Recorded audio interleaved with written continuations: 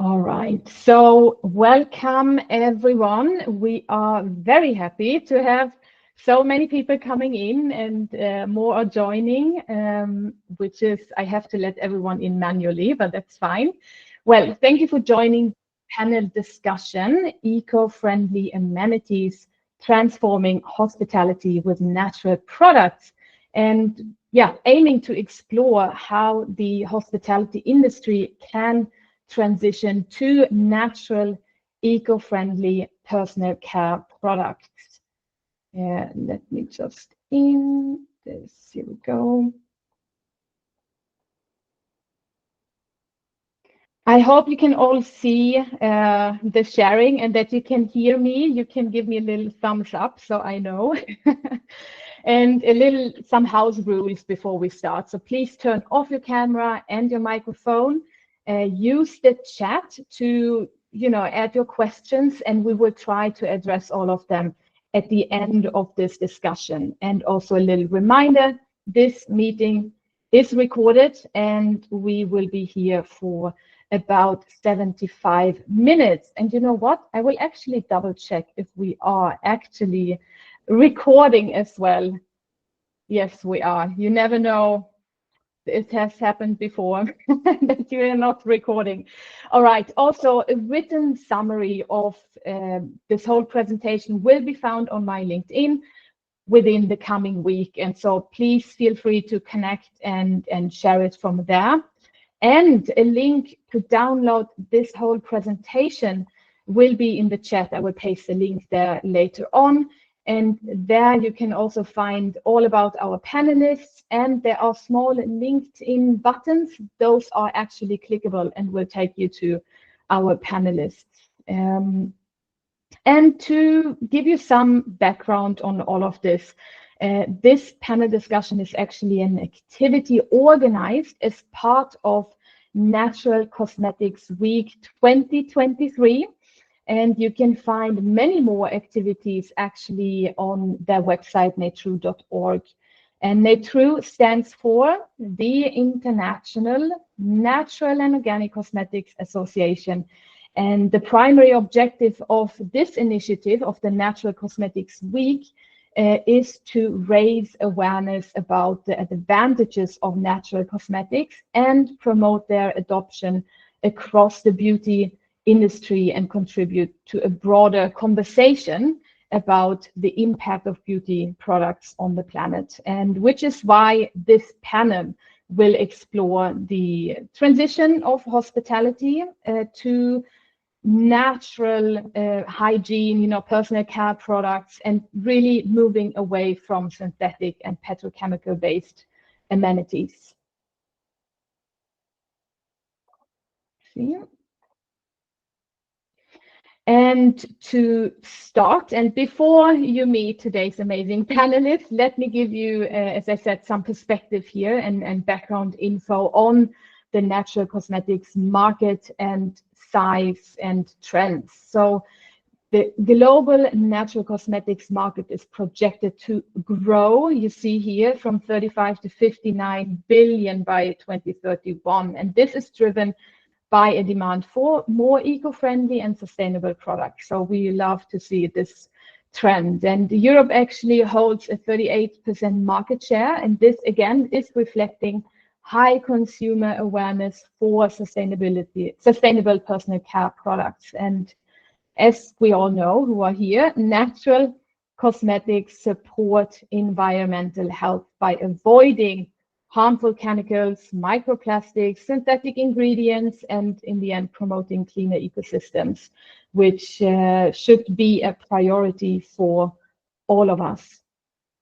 And it is actually the younger demographics, and especially Gen Z, who prioritize eco-conscious and cruelty-free products that align with sustainability and social responsibility. Let me just join. Here we go. And by 2030, Gen Z will make up for 30% of the global workforce, bringing with them readily disposable income and a strong focus on the above mentioned values like social responsibility, sustainability, and work-life balance. So the trend really is going towards wanting these eco-friendly products anytime. So really this rise in ethical consumerism focus on wellness and experiential spending. This means we want meaningful journeys rather than, we're saving up for a retirement travel trip.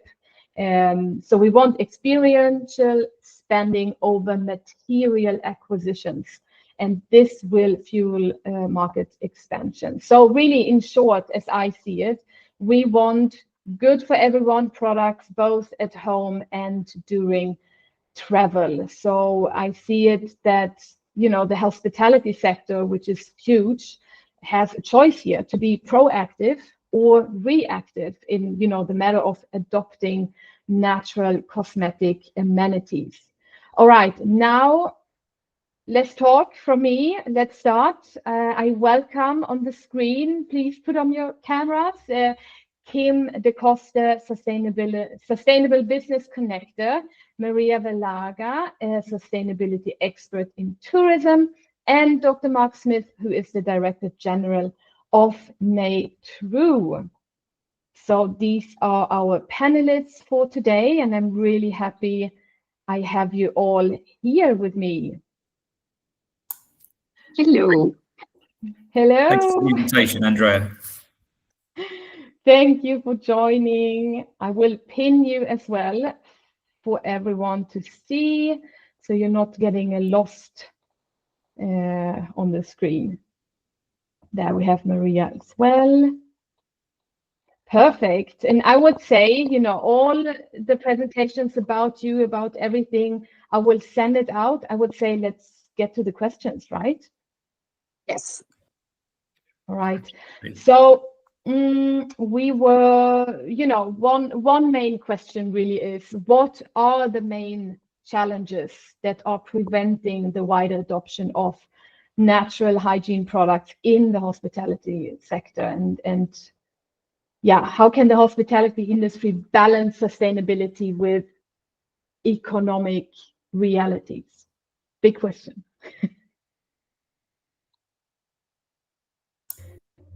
Maria, do you want to start? Just go ahead. Maria, you're still muted. I'm not sure if she hears us. She's No. silenced, she's muted. Well, Kim, you go ahead, and then let's. Hey. There you Sorry. are. Perfect. Now you can hear me? Yes, Okay. perfectly. I'm saying good morning to all. Thank you for the invitation. I'm very pleased to participate in this panel. So let's jump directly to the challenges from the side of hospitality sector, because I'm working almost 30 years in this sector, dealing with all kinds of hotels. I would say that one of the most important challenges is the ignorance and the lack of information, even for the existence of certified labels like NATRU. And I think today more than ever it is necessary from the side of cosmetic brands as well to provide cleaner definitions and transparent communication, and to inform their clientele better. Second, I would say the lack of availability of such products suitable to cover the needs of the various hotel categories and to be affordable respectively. Third, the impression that the certified natural products are more expensive than the conventional ones. Although luxury and five-star hotels, they invest out of question, as we say, to well-known luxury brands, because they believe that their clientele will appreciate better a well-known brand than a certified natural product. And fourth, I think that another challenge is the various misleading claims, like in the market, green product. They say natural, a product that contains only argan or coconut oil, without searching if it comes from deforestation. Also, this create a confusion to the has created a confusion.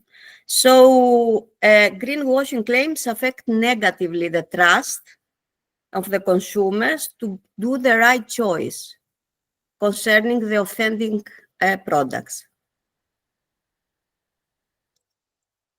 These four are for me the most important challenges I see. Thank you, Maria. And Kim and Mark, please feel free to, unmute and go for it. Okay. Well, I absolutely agree with everything that Maria has said. There is one thing that I feel, apart from the lack of awareness and information, because we spoke a little bit before, and we still see a lot of, oh, let's reduce the packaging and let's go against plastics and so on. But it seems like no one, or not a lot of people, are having the conversation about what's within that packaging, like the ingredients, because that also has its effect when it goes into the drains and into the oceans. So that is one thing. But on the other hand, I feel, and even pulling down or like putting more emphasis on that, I see a lot of assumptions being made in the hotels. Like they assume their client will like the known luxury brand better. They assume they want their type of amenities that way. And if there's anybody from the hotel business, I would like to know if they've actually asked their customer. Because I think that is a big role they can actually have, is literally asking. Like at times I'm even like, do we all really need so many amenities in our hotel room?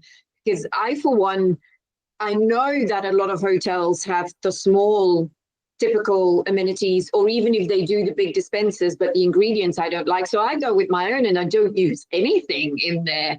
So it's kind of like with the straws, do you really need it? Like, is it absolutely a necessity that there is that much there every time somebody stays? So, and that for me is everything. Like perception is everything, and a lot of assumptions are being made. And I would like to see that more hoteliers and accommodation in general, not just the big hotels, the smaller ones, just simply have that conversation and ask their guests, like, what is it that you want?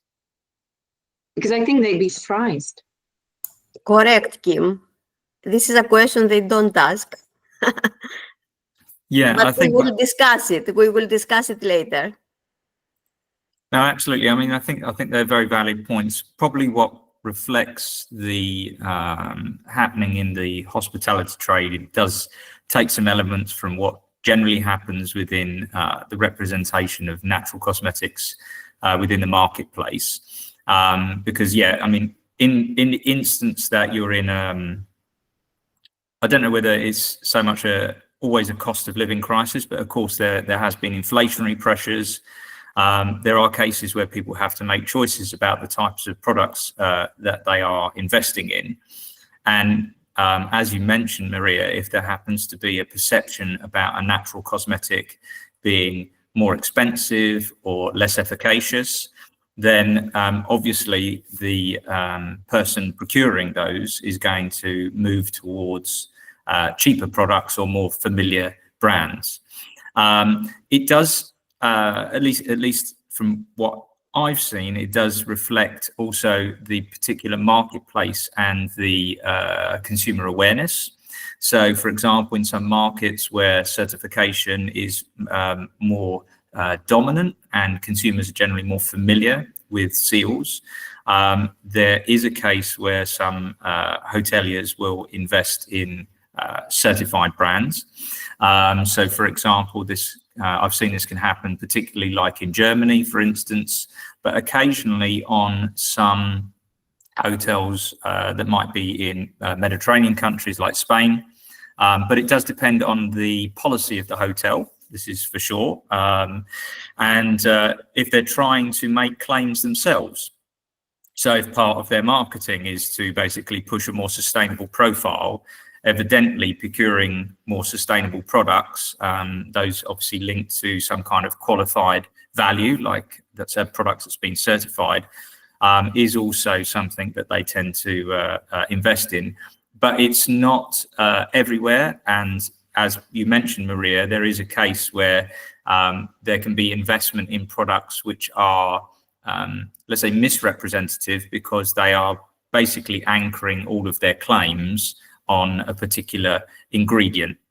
And that's generally what you're also seeing in the cosmetic sector broadly. But this will change, and there will be, like in between 2 and 3 years, a kind of movement away from this kind of more greenwashing situation, let's say, through European regulation, which will impact traders as well, because they'll still want to represent themselves as having an improved sustainability profile. So fingers crossed we see like some change, but at the minute, yes, it's a bit of a patchwork quilt on the market. Yes, I love all the answers. Any comment to add? Otherwise, we go to the next one. All right, so next question then. How much awareness do you feel, have you experienced, exists within the hospitality industry about the dangers of petrochemical and synthetic products? Like when you have talked to hoteliers, or yeah, what's your experience here?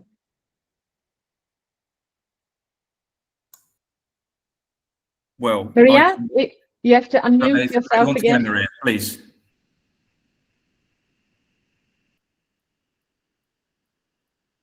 The microphone is on the bottom left. Yes. Yes, there you go. Perfect. Okay, concerning the awareness, the much of awareness, I would say that nowadays the awareness is increasing as we experience climate crisis obvious consequences. Of course, this is the people mentality. If you see the dangers in your yard, you start to worry and start search. However, still, as Mark says, still need a lot of work to be done towards training and mindset change, which is necessary for the hospitality green transition and for the integration of specific sustainability criteria to hotels' operational standards. In hospitality, we need to embed a culture in the sustainability culture. And this is different than just apply sustainability policy. So from the other hand, I would say that sustainability is not a quick solution, and the change has to be gradual. Cosmetic brands are not ready yet to fulfill the qualitative and quantitative requirements of the hospitality sector, and globally, okay, so we cannot say tomorrow we're going towards certified products. So I believe very much that the solution is the creation of win-win synergies between the two sectors to support communication and awareness collaboration. To start to work towards this will create the first step, which could benefit the transition and could benefit the people health as well, and the planet better future. So this I have to say for this question. It's not needs more work on communication and information and awareness towards these petrochemical and synthetical consequences of all these products that they contain this. And sorry, and especially they don't know the consequences on their health. Apart from the carbon footprint and all this, the most important is that if you talk to the people and they use this in the hotels, they don't know what microplastic is, what is the consequences of this, what parabens is. So we need to concentrate on this kind of communication. Mark, can you add something, please? Yeah, I mean, maybe just a quick passing comment on this economic side before going into the point on ingredients.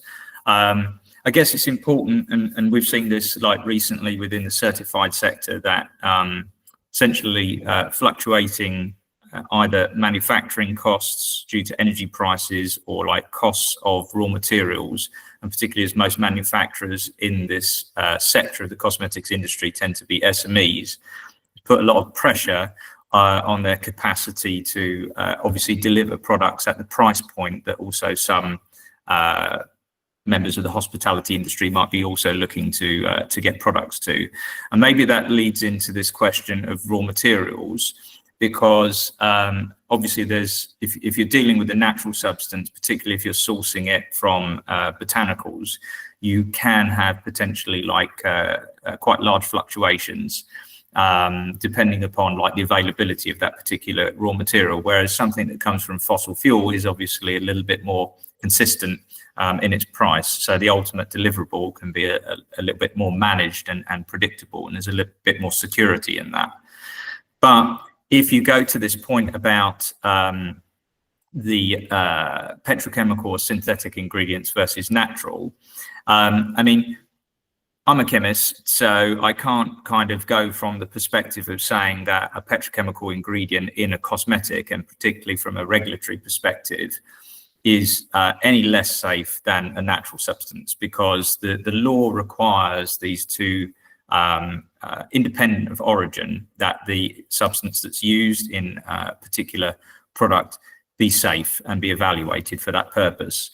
And just to give you an example of that, if you take ethanol, which you may find in many products, ethanol you can make from petrochemical means, or you can make it from bacterial fermentation. At the end of the day, the product ethanol has to have the same safety profile. You know, we drink ethanol maybe at the weekend, and that comes from bacterial fermentation, but it's not always the same that might be in every product. So I understand the hazard avoidance point that consumers are sensitized to, but I think in the conversation moving forward, it's important to focus on really the claims that are being made, the authenticity and representation of those claims. So, for example, if you're making a claim about something being natural, but you have lots of petrochemical ingredients, obviously that is inconsistent. And just generally the case that if we deal with petrochemistry, we also want to, of course, move away from things which are finite, which we take out of the ground and essentially use and dispose of, and have a system where we've got more circularity and more renewability of these raw materials. And obviously that improves the sustainability profile, and naturals feed more into that conversation. So I think the importance is to shift away from maybe the hazard avoidance and the dangers towards more the accentuating the positive that naturals bring, which is really this case of, you know, looking more towards the sustainable, embracing a sustainable future that we all need to have. And Kim, do you feel the hospitality industry is aware of all of this? I heard the two of them speak, and obviously the answer is no. But to be not defending, but yet maybe I am, because I'm a sustainable business connector, so which means that I know a little bit of a lot of different sectors. So we work cross-sectorally. So which means that I neither can go into petrochemical, synthetic and natural products such as Mark just did, because it's kind of like, okay, this is new to me even. But neither will I, such as Maria, because she's been 25 years in hospitality. But that is the issue. There's many people like me that are not specialized, and you start talking. I mean, I know by now that cosmetics has like the INCI, which are the ingredients, or INCI, or whatever how you pronounce it. But you read that, and who understands that? No one.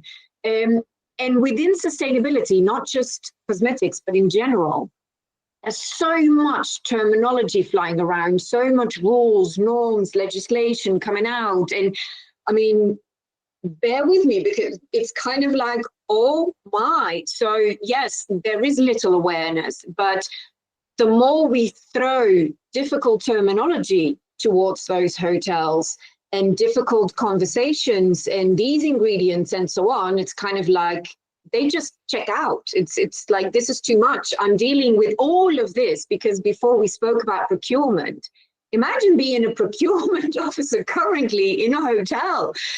It's insane. So, well, insane, it's a challenge. So my short reply is no, there isn't a lot of awareness. On the other hand, I think there's a very strong need to make the conversation easier, to make the terminology easier. But that is not just on a cosmetics level, on every single level. I'm a huge advocate for kind of going, let's not make this too difficult as well, because it is. I mean, unless you kind of do a deep dive yourself into what real natural ingredients are, you are obviously misled by lots of claims because you don't really know, and we can't expect everyone to be an absolute specialist in this. So I think that's where a big part of this is coming from as well. And Yeah. I think, this is why I totally understand. You look at the front and what the label is, promising, and you're not turning around looking at the back, which is why personally, I think certifications like NetTrue make that process easier. Someone else has checked it already, right? Yeah, I think that's the thing. It's to Kim's point. It's really about distilling lots of information into a symbol of trust, and whether that be like a certification seal, or whether that be like the type of claims that are being validated for. Not talking about efficacy or anything like that, because they can already be covered, but really about the more environmental aspects that are the kind of sensitizing points for consumers nowadays. It's kind of breaking all of that down, because in an ideal world, like you mentioned, Andrea, turning around and having a look at the ingredients, in an ideal world, you wouldn't really do that. You just kind of, gravitate to the product, and that it met your needs, sort of thing. But obviously there's a big emphasis on scrutinizing, but then it goes to Kim's point that if you turn around the pack, maybe if I look at it and I've got a chemistry background, I kind of see what they are and likely where their origin comes from. But that's only because of my experience and my education, but that's just simply not true for everyone. So yeah, if you want to basically allow more of these products to be presented in the hospitality industry, there certainly has to be a case where the conversation is extremely simplified to what am I looking for and where can I get that, and as simple as that. Almost. I know that's a bit maybe glib, but anyway. Maria, you wanted to? Yes. Yes. I can't agree more, especially with what Kim said. I read recently the new legislation for the directive for the greenwashing. In order to evaluate that a claim is not greenwashing, it's so much work to do and so confusing that really, I would like to say that this is another challenge, I'm afraid, that soon we will have sustainability silence. The people cannot, especially the hospitality sectors and the seasonal hotels in particularly, that they work from 4 to 6, 7 months, with all the problems they're facing, the rising cost, they cannot find personnel, to deal with all the new regulations for the system, for the reporting. From one hand, they are good, we need this, but we must make everything simpler. And that's why I said that from the cosmetic brands, we need transparency and truth on what they claim. And I'm glad that we raised this topic, because it's really a big issue in the hospitality sector. And from one hand, we have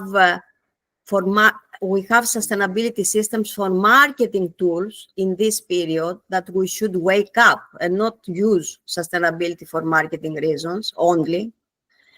And from the other hand, with all these regulations, I'm afraid that, yes, the people will stop claim that they do things.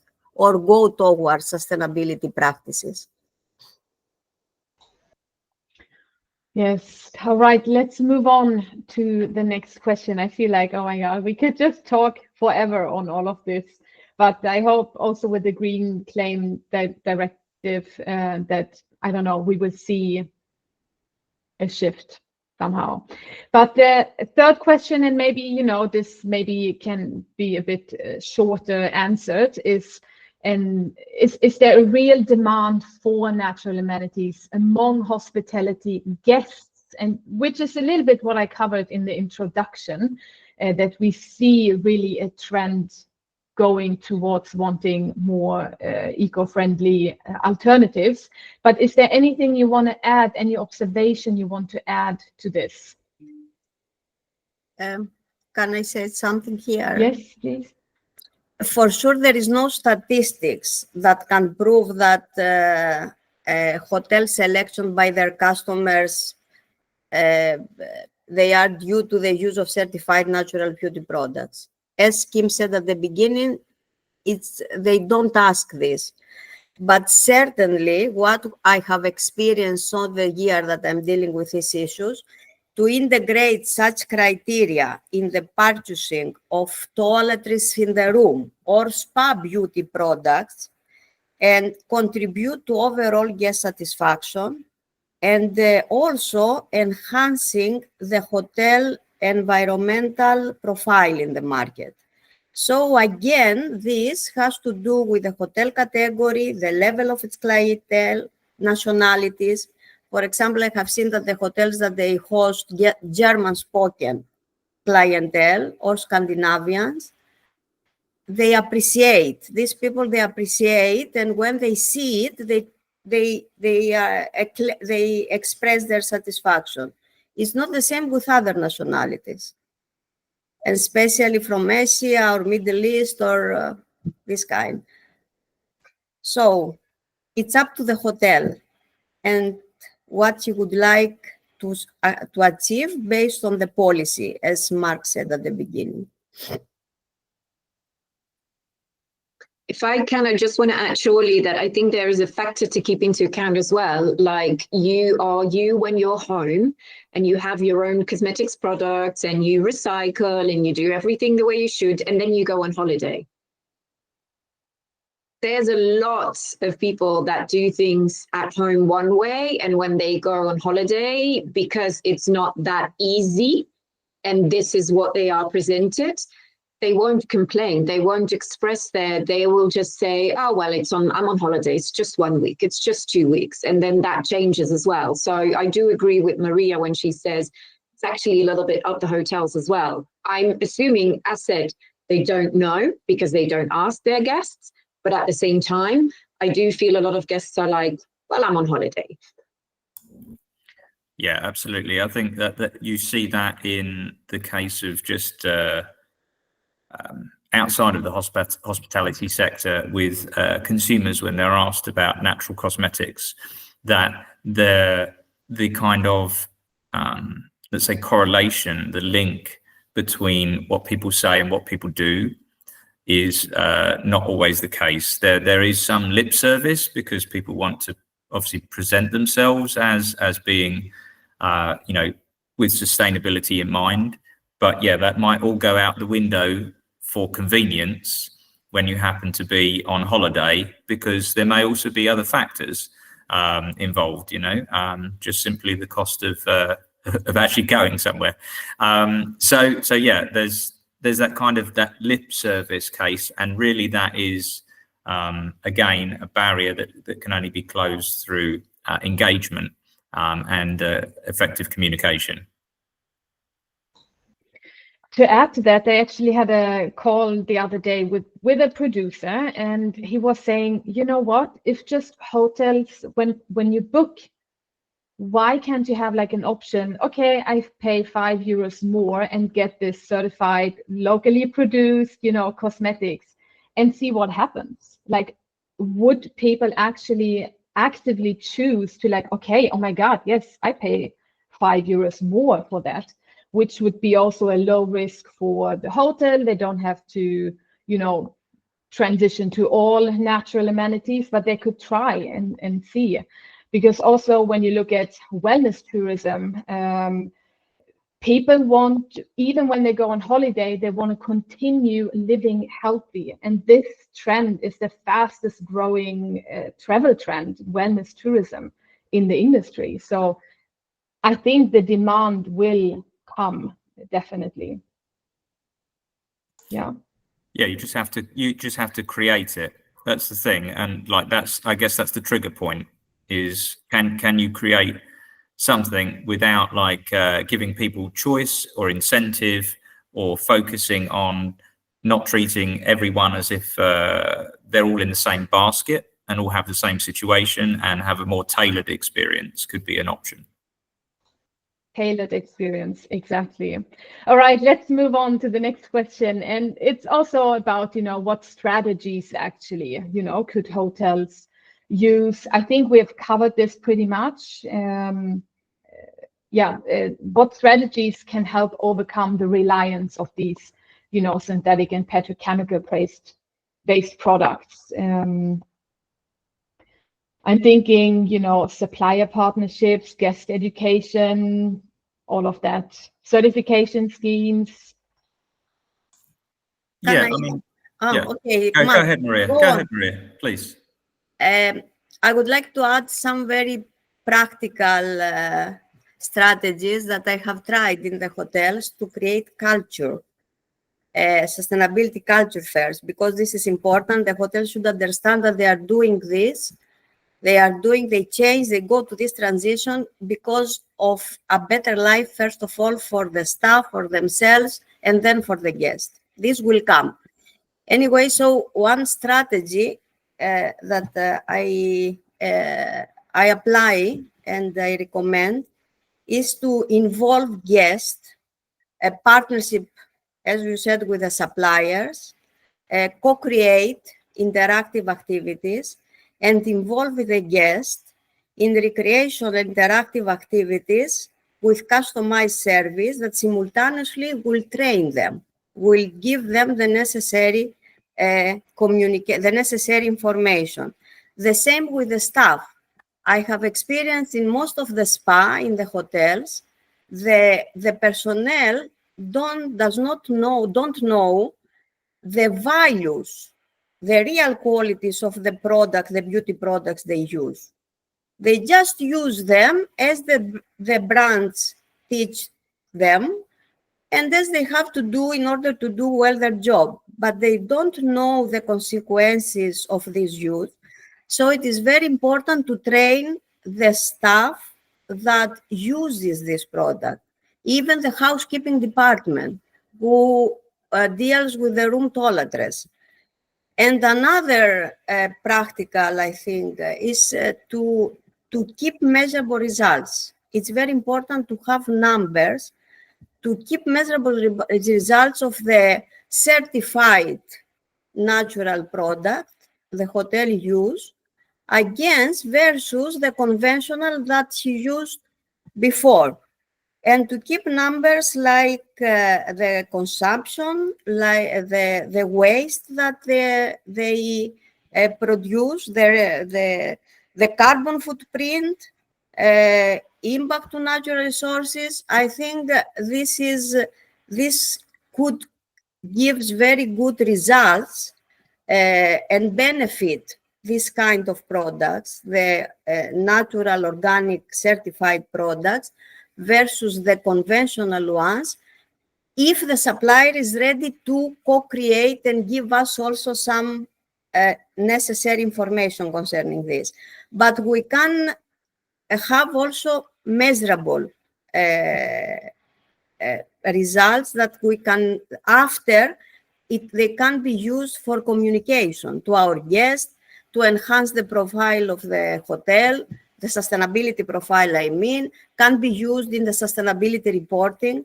So this is some methods also that I think they can be customized and used for the benefit of the products, of course.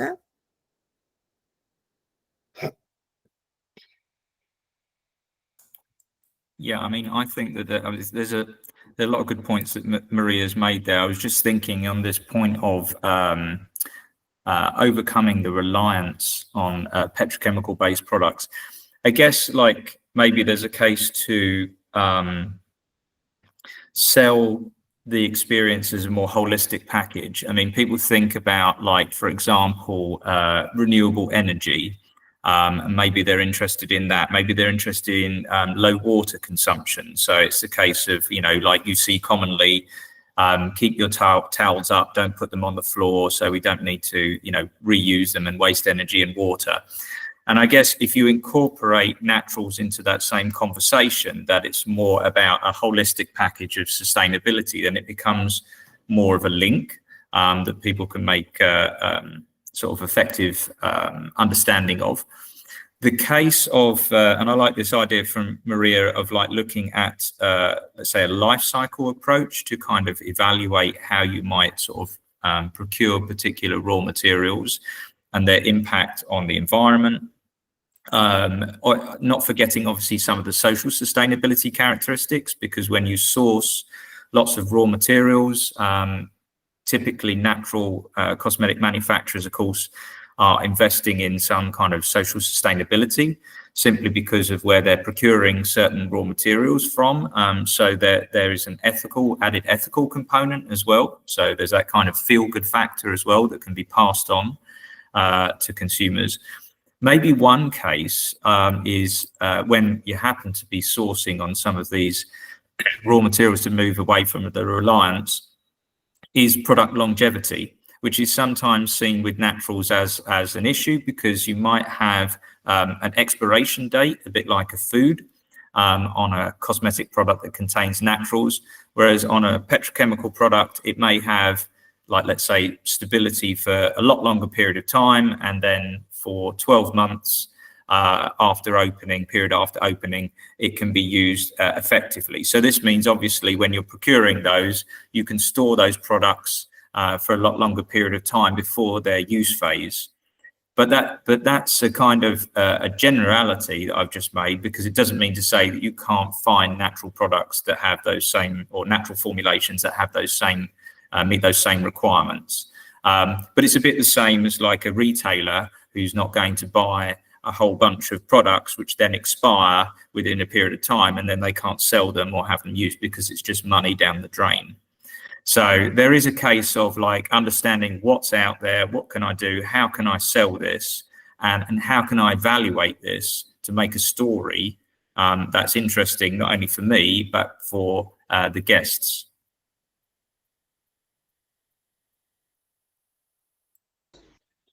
Right, Kim, if you don't have anything to add, you have? Yes? Not really. I think it's going to come up in following questions as well. So yeah, go ahead. Let's continue and then. Yes. So question number 5.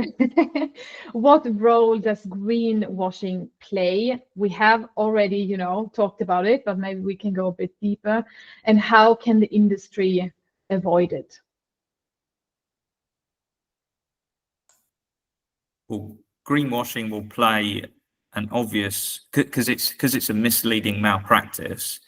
It will create a problem where either a consumer or a guest in this case will not know the difference. So, for example, if they're expecting to go to a place that's green and sustainable, and they happen to have a product which is not meeting those criteria, for argument's sake, then obviously that can be misleading. That can lead to a dilution of trust. But greenwashing and the type of claims that are made on products in order to sell them, either directly to consumers, of course, or for procurement, can also lead to confusion. So if you're trying to do more, then obviously you could be misdirected. In terms of avoiding it, well, current framework will obviously there's various certification seals to evaluate. I think it's important with certification seals to not kind of group them all into one area. So it should really be based upon the type of criteria they have, the type of practices they use to validate those. That's very technical and detailed, and not something that I would recommend to like a hotelier to try and understand. But it's just a case to mention here whilst we're discussing it.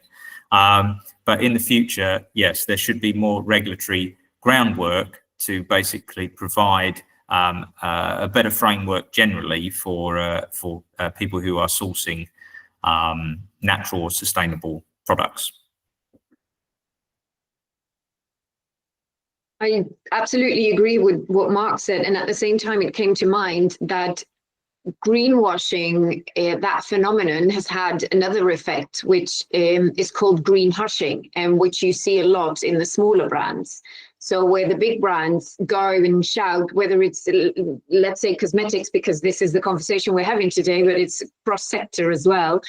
It's kind of like, okay, yeah, they're all shouting about. So I don't want to say, because I consider I do not do enough, or it is not enough. So I'm not going to say, or I'm not certified yet. So I won't say that I am doing all of these things because I'm not reaching it, and I want to avoid greenwashing, which is funny because it's kind of like, well, no, you should say what you're doing, not what you will be doing, but what you're doing today. So because we all know, it was said in the conversation before, like the majority of natural cosmetics producers are SMEs.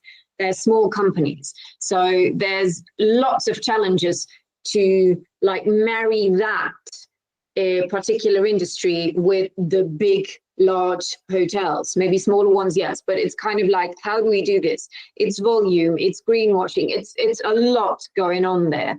To avoid it, I feel a lot of times when I speak to because there's the procurement manager, but lots of in hotels have a sustainability coordinator as well. And I feel a lot of times as well that they're still working a little bit in silos, or that the sustainability manager can only do so much. And the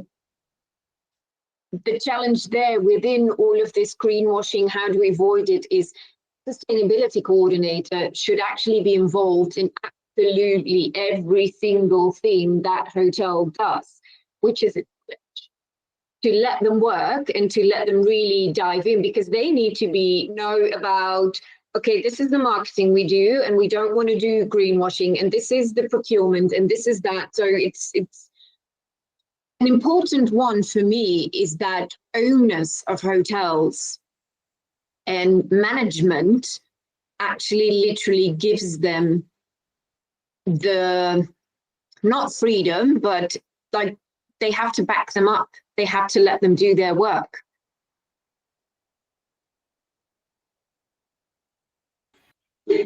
Which would be my 5 cents. Maria, go ahead. And also, I agree with what Mark and Kim said. I would like also to add here that in small places, in local, we have local producers that they cannot afford a certification. But this doesn't mean that they don't produce a good product with value. So what I try to motivate the sustainability coordinators and people that they are involved, especially in choose products and source the products for the hotel, because all the changes start from us. So it's better to try to search, to ask, to go and see, and to select based on some real criteria, real authentic criteria of what you want and what the supplier does. So sometimes we see that, and we have to choose from the local. If you choose locally, the sustainability, the sustainable criteria, they say, yes, you're doing well. I don't agree on this in general, but we should again select based on some quality criteria that we would learn by searching, by learning, by asking. So this is, and not exclude these people. This is my opinion regarding even the natural products, because there are many small producer SMEs in Iceland that they have their own herbs. They try to do something small, create 1, 2, 3, not more products. And we should support, if they really do a good work, we should support these people. This is the kind of double-edged sword that will be coming in with all the legislation on greenwashing, of course, is that the way that you substantiate an environmental or social sustainability claim will be certification, but then small companies may not be able to set aside the money to do that. And, you know, the net result of that equation is greenwashing, because then they would need to mitigate their risk on the market until they have the funds to be able to invest in a sustainability label scheme. Yes.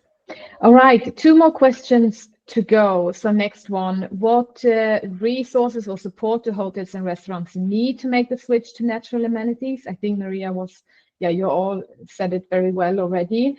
But how ready are manufacturers to produce natural and organic cosmetics that are adapted to the hospitality, quantitative needs and the affordable, the cost of it all? Mark, maybe you have something to say here. Well, I mean, if we look at the marketplace as it is at the minute, because of various economic pressures, there is some kind of movement, at least even within the retail sector, towards private labels, which are produced by third-party manufacturers. And there are a lot of third-party manufacturers in Europe, particularly like from our experience within the German, Austria, Switzerland region, but France as well. And they're used to delivering certified products at competitive prices at scale. So, and through a kind of broad diversity of cosmetic products, but of course, in general, we'll be looking at things like body lotions, hair care, shower gels, things like this. So there is a kind of setup for that, but of course, it's to meet demands now. And if we imagine that it's a supply-demand equation, if suddenly everyone wanted to have natural products, maybe we won't be able to supply that at the current systems, which is also a conversation that's being had at more kind of European level about how do we deal with a market for primary bio-based, so primary renewable raw materials, as well as secondary. So how do we also work with upcycling and use of waste streams to basically introduce new ingredients into products? Because at the minute demand is at a certain level, but if that were to spike, that might create supply issues. So yeah, manufacturers are ready to make these type of products, but we need to be aware of the scalability of these type of situations.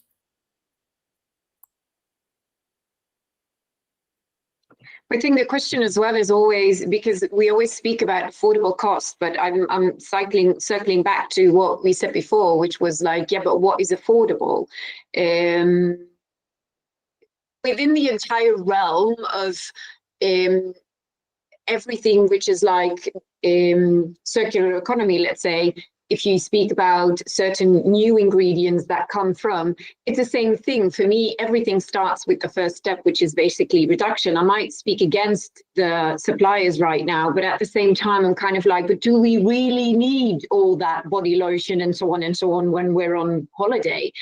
The suggestion Andrea made before, which was, why don't we ask our guests?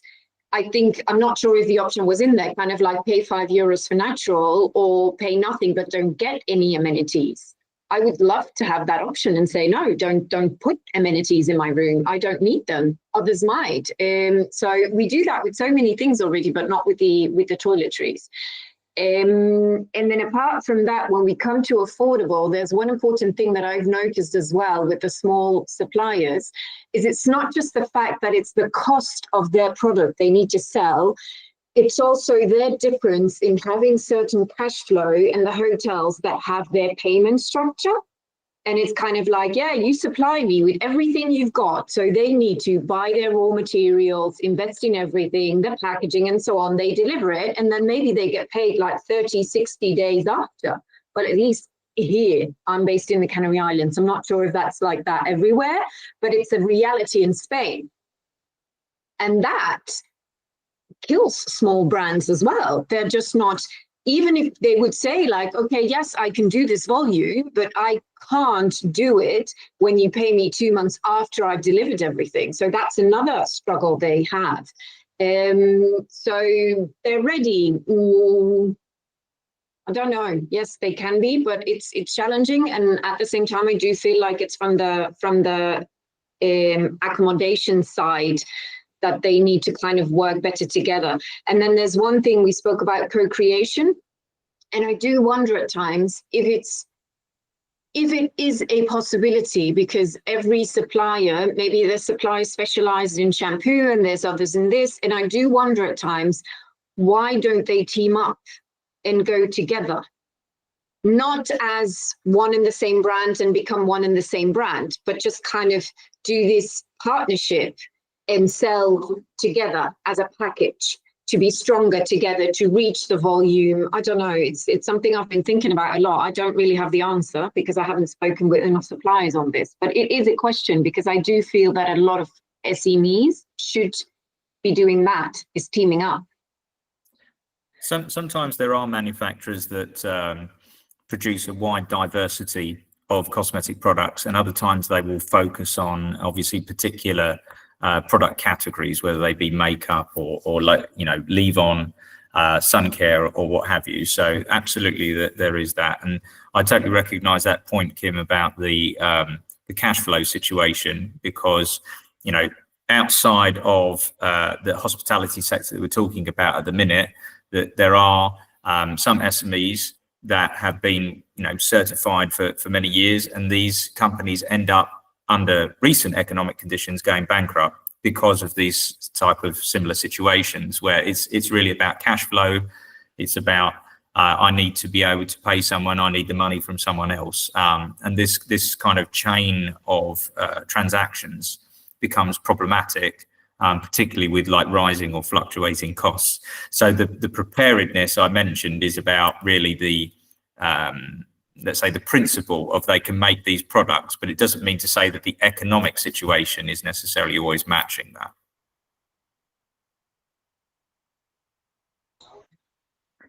Yes, Maria, if you have a short comment, we can take that. Otherwise, we move on to the last question. Short comment that I think in order the hospitality sector should prioritize where they could use and they should use the certified natural products. And I think the first sector is the spa sector, the wellness, as you said, Andrea, because there they offer a service for their guest well-being, and actually they don't go deep to what does it mean concerning with everything they use. So the amenities in the rooms is second priority, because Kim, usually we have seen, often we see the clients to bring their own products, but never say, as you said, they express their belief on this. And also we have experienced that when the single-use plastic law got in force in 2021, most of the luxury hotels and most of the hotels, they switched in big refillable bottles or big bottles without any complaint. And in the previous year, it was very hard to convince them that this service is a good service for their clients. I want to say that things that are in their head and they believe that this is a quality service because it is a system. It is the system for years that has evaluated it like this, without taking into consideration the change, the behavior, the change in the people's behavior. This is something that we should take into consideration nowadays. Yes, thank you. So last question, and maybe to summarize even a little bit, and get clarity. What next steps should hotels and amenity suppliers take to start, accelerate this transition? So what to do?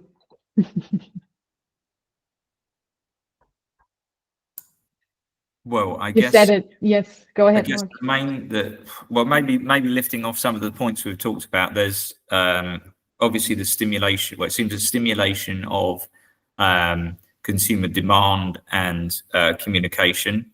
The sort of partitioning of choice to some extent. This kind of promotion of naturals as an added choice with the reasons why. This simplification of communication to the hospitality industry and by them to their consumers, and maybe just this case of it being a transition.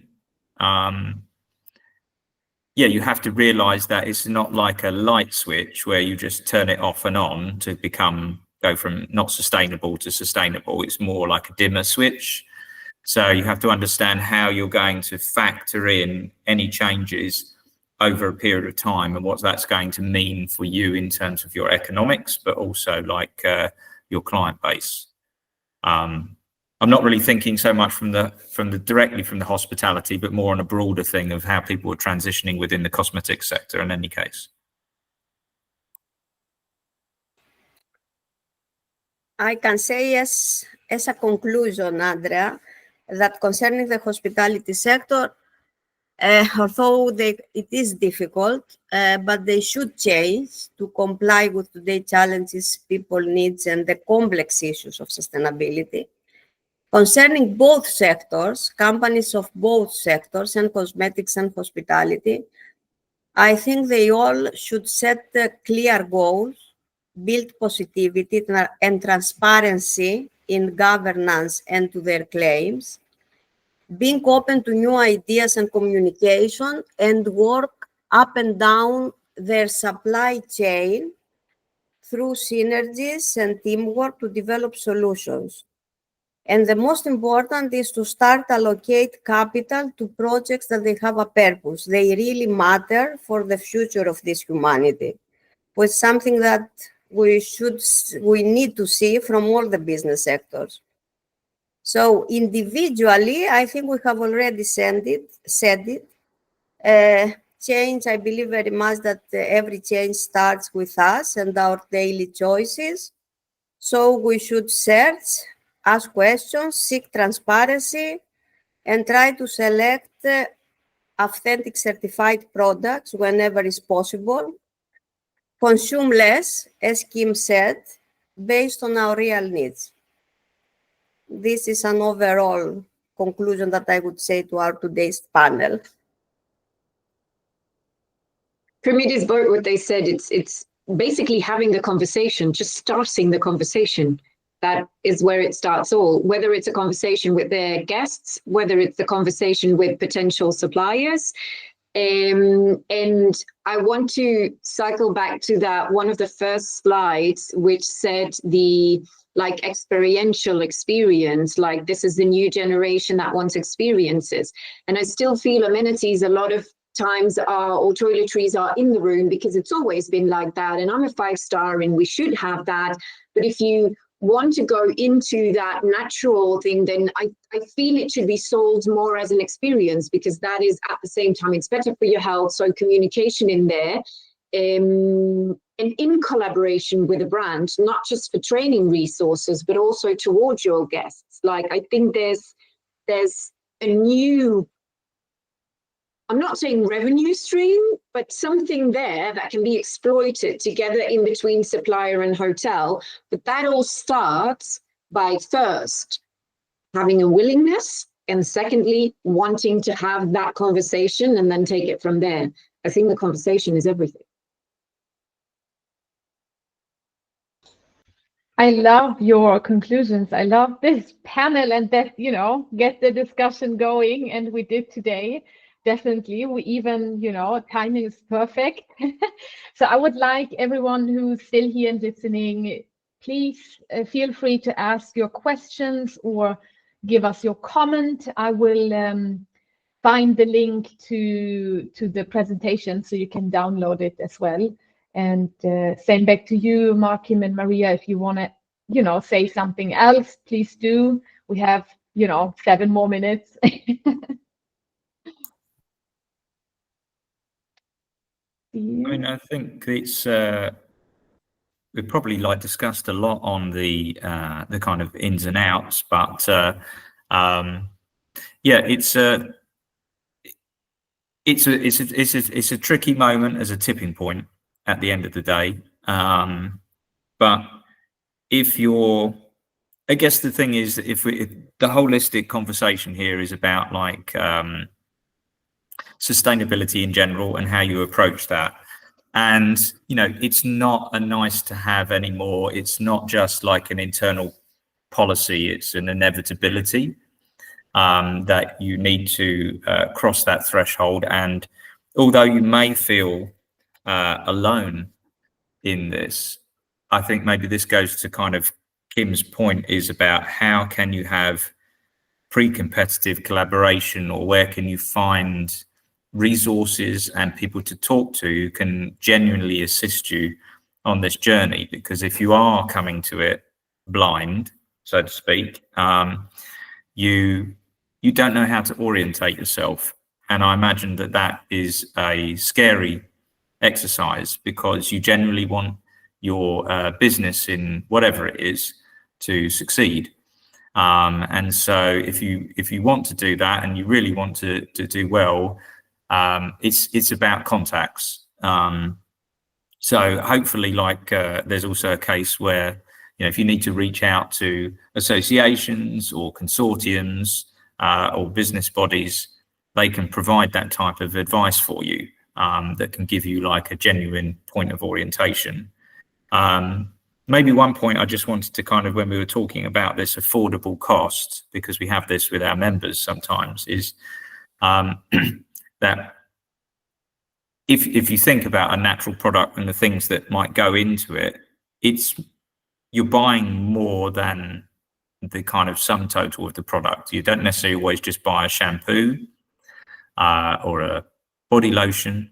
I mean, some of our members are sourcing from communities in Bhutan or something like this, and they're investing in those communities even when those communities are not delivering raw materials, for example, because they have a personal relationship with those communities.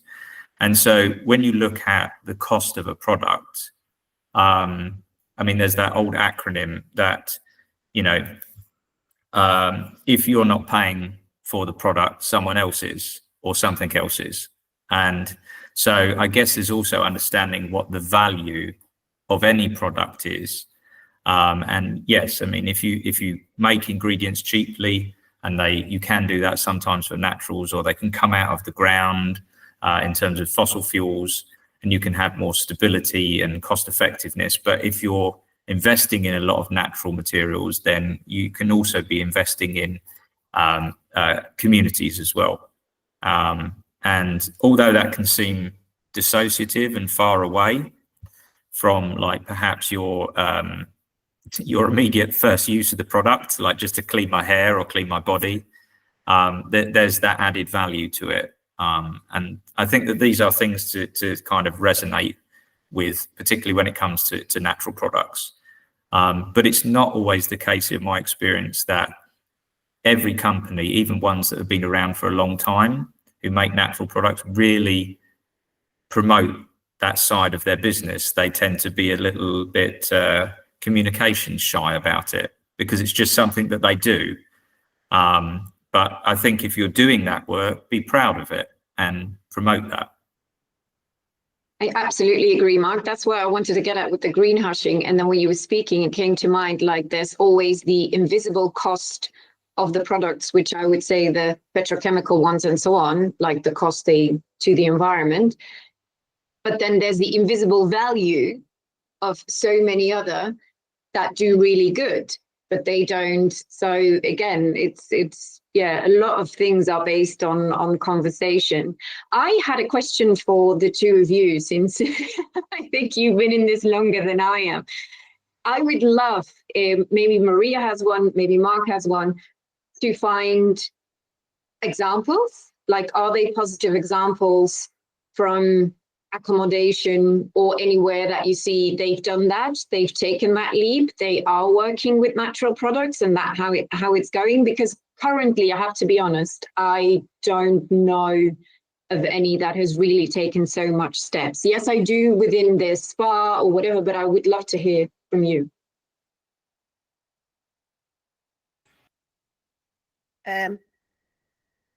Yes, Kim, there is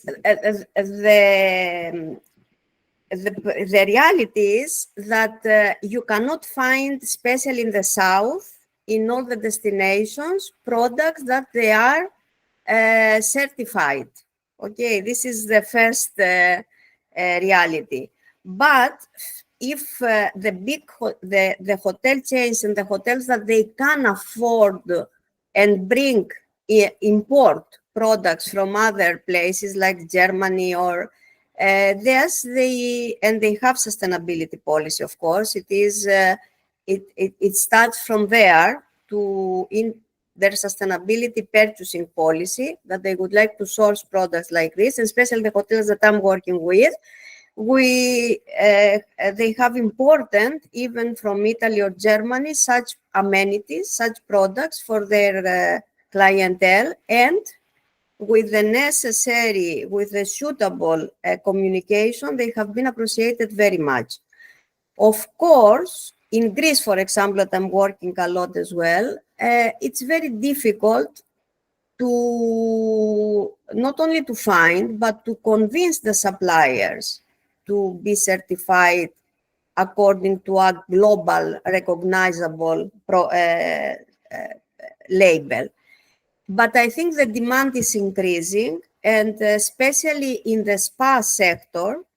And also, there are many hotels, good hotels, that they are searching for at least not a certified product, but at least for companies, for cosmetic companies, they are certifications like B Corp, or they have any other labels for their management and their policies.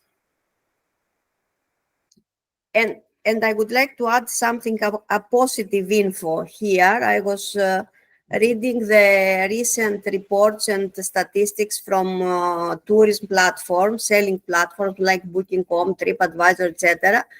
And although the inflation, the geopolitics, the AI, the cost rising, which are the spotlight, all the statistics from tourism show that consumers still value sustainability, and they appreciate if they find such practices in the hotels and products in the hotel. Yes, thank you so much. I feel like this conversation needs to keep going, and I will definitely continue working on this. We actually got a quick question. Here is, okay, 2 questions. If any one of you needs to leave, that is totally fine. I respect your schedule. Let's get to the question really quick. Let's see. So I have natural cosmetic brand that does solid hotel amenities, but the biggest issue I find is that the hotels really struggle to change their mindset. Is there anything you would like to recommend to be able to get around? I would say there is. We have talked about it here.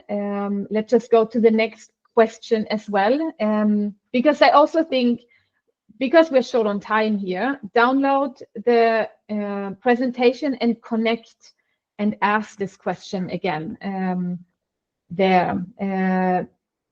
Another one, Ili is saying, I own a natural luxury soap brand. I know you have it in a couple of hotels, Ili.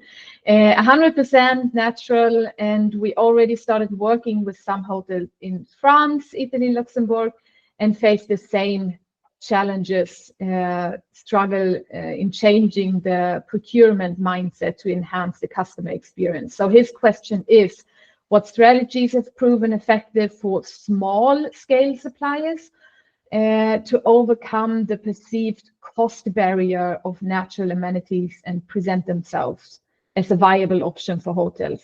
Really important questions, and I think there needs to be work done to bridge that problem.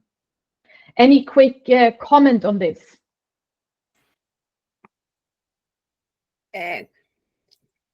I think for this kind, remember what I said earlier in for the strategies, to involve guests and create with the supplier interactive experience. I mean, this is the solution, especially for small suppliers like this one, to create a customized service and to work together with the hotel to behind the product, not to sell the product, but to sell the storytelling behind the product, which will add an added value to the hotel product.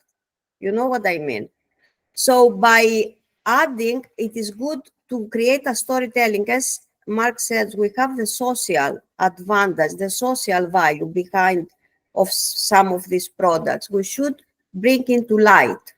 The customers, they like this. So by targeting in the guest satisfaction, you can sell products. You can increase sales. I absolutely agree. I do think for small brands, it's really difficult because this is my day-to-day reality as a sustainable business connector, that lots of times they don't even get in the door. It's like if a hotel is kind of like, yeah, we have our supplies and so on, it's really hard for them to open the door and to find that person within the hotels that wants to have that conversation and say, okay, let's try this together. So I think that is where they need help as well, the smaller brands. Yeah, maybe adding an added value. I mean, I can imagine with if someone's selling a large bulk of a liquid soap at high volume and low cost, that like for like, maybe they consider, like with a small brand, yes, you can't get in the door, or the costs, or what to do with the waste, because obviously a solid product, I guess most hotels would also be primed to replace that product for the next guest, irrespective of it only being used a little bit, like open, particularly if it's a soap.